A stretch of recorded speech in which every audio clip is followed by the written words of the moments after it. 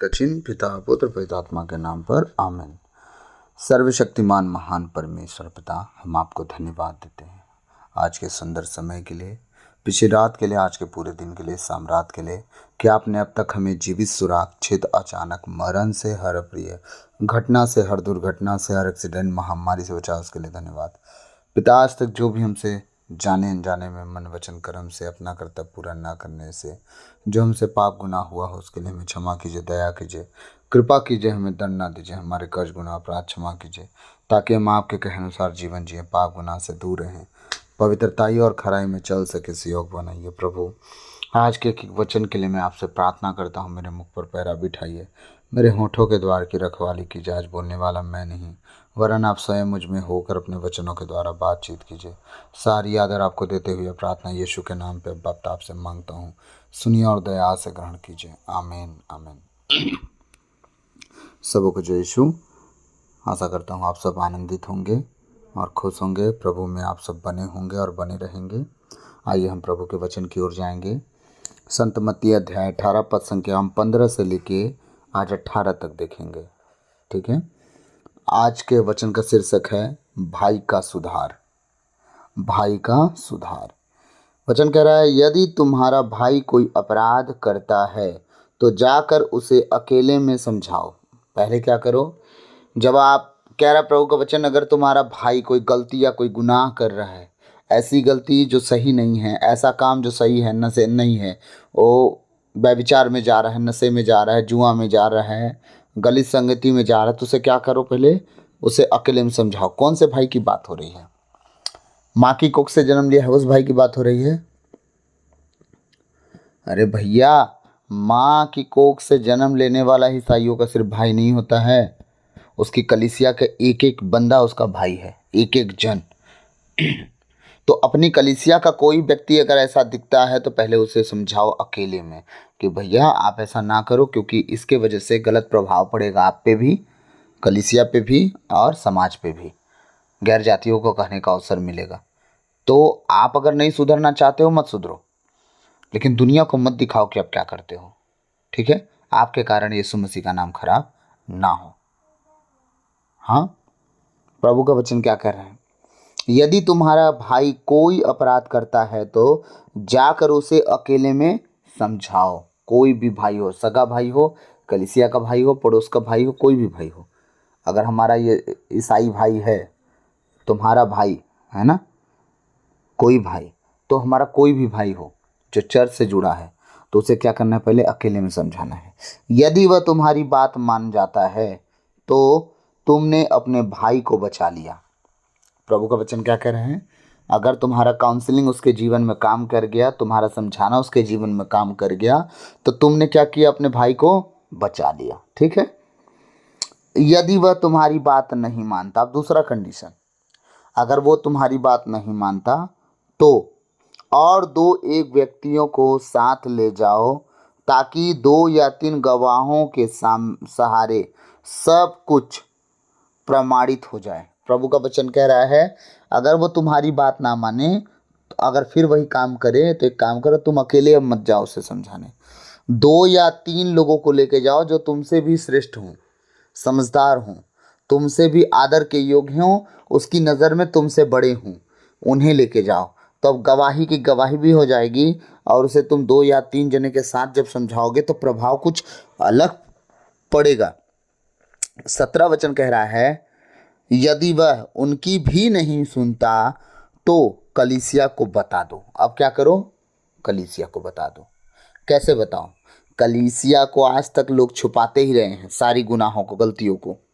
कलीसिया को ये बताने की बात हो रही कि जाओ पुलपिट पे अनाउंस करवाओ, फलाना लड़का ऐसा ऐसा जीवन जी रहा है, आप उसे समझाओ, कल के दिन हमारी कैथोलिक कलीसिया बदनाम होगी, कल के दिन हमारा कैथोलिक कलीसिया का नाम खराब होगा, कल के दिन उसके लड़ाई झगड़ों के कारण हम बदनाम होंगे कि ईसाई लोग लड़ाई नहीं करते, उनके लड़के दारू पी पी के लड़ रहे हैं। तो क्या करे? जो जहाँ से पाए उसे समझाने की कोशिश करेगा, जो जहाँ से पाएगा उसे धरेगा, जो जहाँ से पाएगा उसे पकड़ेगा, उसे समझाएगा। वो किसी भी गली कुलचे में मिलेगा, उसे सलाह दी जाएगी। जब सलाह सुनते सुनते शर्मिंदा होगा, इतना शर्मिंदा होगा, प्रभु ये कहना चाह रहे हैं कि उसे इतना समझाओ, जो जिधर से पाए उधर से ही समझाओ, इतना शर्मिंदा हो जाए कि वो गलती करना ही छोड़ दे। आमीन। हाँ, प्रभु का वचन कह रहा है, यदि वह उनकी भी नहीं सुनता तो कलीसिया को बता दो, और यदि वह कलीसिया की भी नहीं सुनता तो उसे गैर यहूदी और नाकेदार जैसा समझो। अब क्या हो रहा है, पूरी कलीसिया मिलके अब उस व्यक्ति को अगर नहीं समझा पा रहे हैं तो प्रभु का वचन क्या कह रहा है? प्रभु का वचन कह रहा है अब ये ईसाई कहलाने के लायक नहीं है, अब यीशु मसीह का बेटा कहलाने के लायक नहीं है, अब ये कलीसिया का भाग नहीं रहा। ये कैथोलिक कलीसिया हो चाहे प्रोटेस्टेंट कलीसिया हो, कोई भी कलीसिया हो, उस कलीसिया का सहभागीदार नहीं रख सकता ये। ठीक है, आपको एक प्रोटेस्टेंट कहानी की कलीसिया की एक बात बता रहा हूँ ना। हम बहुत विरोध करते हैं कभी कभी उन लोग का, कभी कभी कुछ बातें उनकी ऐसी हो जाती हैं, लेकिन वहाँ एक रूल है, बताऊँ क्या? जो सही कलीसिया है ना, वहाँ नशा करने वाले लोगों को समझाया जाता है। अगर वो समझ गए तो ठीक, नहीं तो बोल देंगे आप मेरी कलीसिया में मत आइएगा। पता है क्यों? क्योंकि उस व्यक्ति की गलती के बढ़ावा के कारण दूसरा व्यक्ति भी गलती करते हुए उस कलीसिया को ज्वाइन करते हुए गलती करते जाएगा और सबको पाप करने का अवसर देते जाएगा कि मैं गलती किया तो कोई नहीं बोला, दूसरा कहेगा जब वो गलती कर रहा है कोई नहीं बोलता तो मैं भी करूँगा तो कौन बोलेगा। तो जो सुधरना चाह रहा है वो भी बिगड़ जाएगा। इसलिए वो कहते हैं या तो आप कलीसिया छोड़ दो या तो नशा छोड़ दो। अगर नशा सबसे बड़ा है तो नशा करो, खुदा सबसे बड़ा है तो खुदा का नशा करो। लेकिन हमारी कैथोलिक कलीसिया में देखिए ये चीज़ें नहीं हैं। यहाँ पे थोड़ा सा, मैं नहीं कहता कि मैं गलत हूँ, मतलब मैं सही हूँ, मैं गलत ही हूँ, आप लोग सही हैं, लेकिन थोड़ा सा डिफरेंस तो हो ही जाता है कि हमारे कैथोलिक कलीसिया में पीने खाने वालों को कोई दौड़ दबाव नहीं है, कोई उसे कुछ नहीं कहता, सब ठीक है। भले कलीसिया में रोना पिटना लगा है, बहनों को माताओं को आप जब मिलोगे तो आपको पता चलेगा कि कैथोलिक कलीसिया नशा से कितना जूझ रही है, उनका परिवार कितना टूटा पड़ा हुआ है, तब ना वो आगे नहीं बढ़ पा रहे हैं। हाँ, गैर जाति उन्हें दबाए जा रहे हैं, वो आगे नहीं बढ़ पा रहे हैं, उन्हें सताया जा रहा है, आज तक सताव में हैं वो लोग। क्यों हैं? क्योंकि वो अपनी औकात भूल गए कि उनकी औकात खुदा ने क्या बनाया। उन्हें अपना बेटा और बेटी कह के बुलाया, उन्हें राजकुमार राजकुमारी कह के बुलाया। उनकी औकात तो हाई लेवल की थी, लेकिन वो अपने कर्मों के द्वारा छोटे लेवल के हो जा रहे हैं। आप समझिएगा, हमारे यहाँ कहावत है, जाति किसी की गंदी नहीं होती, उसका चलन गंदा होता है। सारी जाति सही है अपनी जगह पे, वो सही काम करे तो, लेकिन उसका चलन जब खराब हो जाता है ना, तो कोई जाति का हो, चाहे उच्च जात हो, चाहे छोटा जात अपने आप को बोलता हो या बड़ा जात बोलता हो, मीडियम जात बोलता हो, कोई भी जात का हो, अगर चाल खराब हो गया, चलन खराब हो गया, तो कोई जात का हो गंदा व्यक्ति हो जाएगा। आप समझिएगा, मैं आप सबसे किसी को ऊंचा नीचा करने की बात नहीं कह रहा हूँ। मैं कह रहा हूँ कि परमेश्वर, अगर एक भाई को आप नहीं समझा पाए तो परमेश्वर सोचो आपको क्या कह रहा है, उसे गैर जातियों की तरह छोड़ दो, गैर यहूदियों की तरह छोड़ दो। हाँ, गैर यहूदी जो हैं उनको उनके लिए उनके तरह छोड़ दो। उन्हें जैसे कोई समझा के भी कुछ नहीं कर पाए, इन्हें भी समझा के कोई फ़ायदा नहीं। फिर क्या होगा, एक दिन ये मरेगा, ठोकर खाएगा, मार खाएगा, दुनिया की ताड़ना सहेगा, गाली सुनेगा, बेइज्जती होगी, तिरस्कार होगा, फिर क्या पता उड़ाऊ पुत्र की तरह लौट के आ जाए तो आ जाए। इसलिए प्रभु क्या कहना चाह रहे हैं? प्रभु ने कहा यदि वह उनकी भी नहीं सुनता तो कलीसिया को बता दो। कलीसिया को बताओ, कलीसिया को अनाउंस करवाओ, फलाना व्यक्ति ऐसे हो गया है, जो मिले उसे समझाओ। और यदि वह कलीसिया की भी नहीं सुनता तो उसे गैर यहूदी और नाकेदार जैसा समझो। अब से हमारा इसका कोई वास्ता नहीं है। गैर यहूदी और नाकेदार जैसा समझ लो। अब ये किसी काम का नहीं है, अब ये भटक चुका है, अब हमारे बस का रोग नहीं है, न इसे हम समझाएंगे न इसे बताएंगे। प्रभु का वचन आगे क्या कह रहा है? गैर यहूदी और नाकेदार जैसा समझो। मैं तुमसे यह कहता हूँ, तुम लोग पृथ्वी पर जिसका निषेध करोगे स्वर्ग में भी उसका निषेध रहेगा, और पृथ्वी पर जिसकी अनुमति दोगे स्वर्ग में भी उसकी अनुमति होगी। ये किसको कहा उन्होंने? प्रेरितों को। प्रभु अपने चेलों को कह रहे हैं कि जिनके तुम पाप भी क्षमा करोगे, गलतियों को भी क्षमा करोगे, स्वर्ग में भी क्षमा हो जाएंगे, और जिनकी गलतियों को, पापों को क्षमा नहीं करोगे, नहीं क्षमा होगी। और आगे, तो आज अगर प्रेरित लोग किसी बात को लेके मन में आ गया, फलाना व्यक्ति उनकी बातों को टाल रहे, नहीं मान रहा है, हाँ, अगर वो मनी मन दुखी हो रहे हैं, याद रखिएगा परमेश्वर स्वर्ग में विराजमान है, उसकी आत्मा आप में विराजमान है, वो सबको हर पल हर समय सुनता और देखता है। अगर आज उसके गलती गुनाह एक प्रभु के जन के सामने बंद किया और रुक गया, तो स्वर्ग से भी आपके रास्ते बंद हो जाएंगे, मैं बता दे रहा हूँ। अगर एक परमेश्वर का दास अगर किसी व्यक्ति के कारण रूठ गया, दुखी हो गया और तकलीफ में आ गया, मैं सच कहता हूँ उसके कारण परमेश्वर आने वाले दिनों में आपके रास्ते बांध देगा, कोई रास्ते खुले नहीं मिलेंगे, आप भटकोगे चारों तरफ, आप दुखी होगे हर पल। आने वाले समय में जो लोग प्रभु के लोगों का विरोध करते हैं, पीठ पीछे बातें करते हैं, उनके विरोध में ऐसी बातें करते हैं जिनके बारे में उनको पता तक नहीं है, ठीक है। मैंने पहले भी बताया है कि अगर किसी के बारे में तुम्हें कुछ पता हो या उसमें कुछ कमी या घटी दिखती हो, तो तुम बोल सकते हो तो बोलो, और नहीं बोल सकते हो तो विरोध मत करो। अगर वो गलती सुधारेगा तो ठीक, नहीं सुधारेगा तो अपना देखे। मेरे भी एक जान परिचय में एक एक थे प्रभु के जन, उनसे मैंने कहा क्या आप ऐसा काम तो नहीं करते ना जो प्रभु के नज़र में गलत है। उन्होंने फुल कॉन्फिडेंस से मुझे बोल दिया, नहीं नहीं, बिल्कुल नहीं भाई, ऐसा काम हो ही नहीं सकता, तुम तो जानते ही हो। मैं बोला हाँ, मैं आपको जानता हूँ, इसलिए पूछा कि मैं आपको जानता हूँ।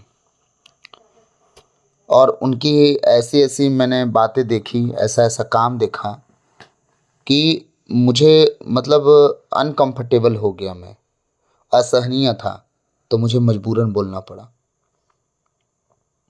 लोगों को खुश करने के लिए वो ऐसा काम कर रहे थे। अब बताइए, मैंने उनसे बोलने का हिम्मत तो किया कम से कम। उनकी लाख गलतियां माफ़, लेकिन गैर जातियों की तरह चाल चलन माफ़ नहीं। तो वो परमेश्वर लेखा लेता है, हम कौन होते हैं लेखा लेने वाले। लेकिन अगर हमें लग रहा है कि कुछ ठीक नहीं है तो हमें पक्का बोलना चाहिए। तो एक बात बता दे रहा हूँ, सच्चे मसीही का चरित्र बदलना नहीं पड़ता, वो उस चरित्र में ही रहता है अपने, और उसका चरित्र है यीशु मसीह। उसी चरित्र में वो चलेगा, उठेगा, बैठेगा, ढलेगा, बढ़ते जाएगा, फलते फूलते जाएगा, उसका चरित्र वही रहेगा। लेकिन अगर सच्चा मसीह कोई नहीं है तो अपने आप को क्या करेगा, वो पहले बदलेगा, तब वो बनेगा। लेकिन अगर कोई सच्चा मसीही अपने आप को कहता कि हम हैं, हम प्योर ईसाई हैं, तो उसे बदलना नहीं पड़ता, वो खुद है, उसके डीएनए में है, उसके खून में है इस मसीहियत। उसको अलग से कुछ सुधार करने की ज़रूरत नहीं, वो ऑलरेडी मसीहियत में है। और उसका चाल चलन, उठना बैठना, बोल चाल, सब कुछ यीशु मसीह की तरह आपको मिलेगा।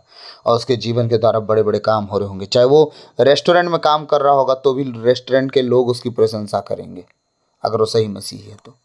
ना कुढ़ने वाला, ना भुनभुनाने वाला, ना कुटकुटाने वाला, ना लड़ने वाला, ना झगड़ने वाला है। तो ये है हमारा प्रभु और उसका स्वभाव। तो मैं आप सबसे विनती करता हूँ, अगर आप में कोई ऐसा भाई है जो बिगड़ते चला जा रहा है और सुधरने का नाम नहीं ले रहा है, पूरी कलीसिया में अनाउंस करवाइए और उसे सब लोग मिल के बैठा के बीच में पूरी कलीसिया के सामने बोलिए, भाई मत कर यार, ये सब तुम्हारे लिए ठीक नहीं। पूरी कलीसिया के सामने अगर वो शर्मिंदा होगा ना, वो गलती करना छोड़ देगा, या तो अनंत काल के लिए वो चला जाएगा नरक की ओर। क्योंकि अगर पूरी तरह शैतान कब्जे में है तो वो कभी नहीं सुधरेगा। आज मैं एक छोटा सा वीडियो देखा, उस बहन को मैं बहुत पहले से जानता हूँ, और वो बॉलीवुड की हीरोइन रह चुकी है मुस्लिम, ठीक है, बॉलीवुड की हीरोइन रह चुकी है, और बॉलीवुड में बहुत सारी मूवी बनाई है, और वो सच्ची मुसलमान बन गई, सच्ची मुसलमान। और अपने पति, जिसका मौलवी उसका पति है, उससे वो शादी की। इसके बाद उसका पति उसको रास्ते पे लाया, और आज वो ऐसी बातें करती है, दिल खुश हो जाता है। उसने कहा एक बयान में कि शैतान ने मुझे कैसे इतना पकड़ लिया कि मैं कब नंगी हो गई मुझे पता नहीं चला, मैं नंगी कब हो गई मुझे पता नहीं चला, कब मुझे बिन कपड़ों के हो गई मुझे नहीं पता चला, कब मैं बिना कपड़ों के फ़ोटो शूट करवाने लगी मुझे नहीं पता। मैं हाफ हाफ कपड़ों में अपने शरीर का दिखावा प्रदर्शन कर रही हूँ, फ़ोटो खिंचवा रही हूँ। शैतान कब मुझे नंगा कर दिया मुझे नहीं पता। आज लोग कपड़ों को छोटा पहन के सोचते हैं कि हम बहुत बहुत बड़ा काम करें, बहुत अच्छा काम करें। तुम भूल गए कि एक दिन था, इसी तन को ढकने के लिए लोग जान से जान लुटा लिया करते थे। हाँ, और आज तुम खुले आम दिखाते फिर रहे हो और तुम फिर कहोगे कोई किसी ने देखा। तो उस बहन का ये कहना था। तो प्रभु इन सब बातों को हमें समझाना चाह रहा है। देखिए, एक पूरी तरह से दुनिया में थी, वो दुनिया से निकल के खुदा के पीछे चल गई। ठीक है, जो सबका मालिक एक है, जिसे हम कहते हैं, और कहते हैं अल्लाह, हम कहते हैं अब्बा खुदा। हाँ, उसकी बातों में आ गए, उसके कहे अनुसार जीने लगी। सोच के देखिए हमारा जीवन क्या होना चाहिए और हम क्या कर रहे हैं। तो मैं आप सबसे विनती करता हूँ, किसी को जज करने के लिए मैं बातें नहीं कह रहा हूँ। मैं बस इतना कहना चाह रहा हूँ कि सच्ची मसीहियत जो है हमारे जीवन से अगर जा रही है तो उसमें गलती किसी की नहीं, उसमें गलती खुद की हमारी है। क्योंकि सबके घर में बाइबिल पढ़ी है, हम उसे पढ़ते नहीं, इसलिए हम कुछ जानते नहीं। हम पढ़ेंगे ज़रूर जानेंगे। तो प्रभु आज के इन वचनों के द्वारा हम सबको आशीष दे और भूल चूक माफ, और सब प्रभु में बने रहें, प्रभु में बढ़ते जाएं। आमीन। God bless you all. सबों को जय यीशु।